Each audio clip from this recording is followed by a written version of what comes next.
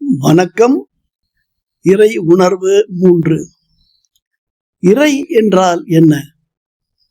இறை என்பது ஆன்மீகம், மதம், சமூகம், அறிவு என்ற ஒரு பரந்த பரிணாமம் கொண்ட ஒரு கருத்தாகும்.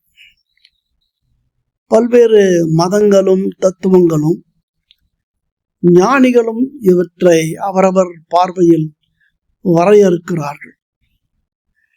தத்துவ ரீதியாக பார்த்தால் இறை என்பது எல்லாம் வல்லது, அழியாத சக்தி படைத்தது,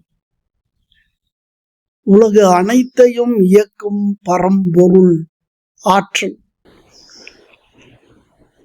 அந்த ஆற்றல் பொருளாக இருக்கிறது.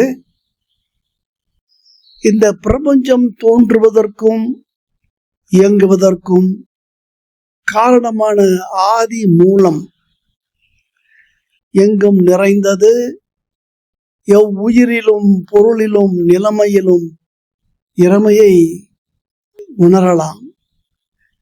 எல்லாம் அறிந்தது, துல்லியமான இயக்க ஒழுங்கு உடையது, காலத்தால் எல்லையற்றது. இறை என்பது இன்றைக்கும் மனித அறிவுக்கு ஒரு சவால்.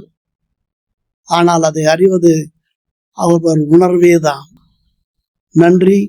மீண்டும் சந்திப்போம்.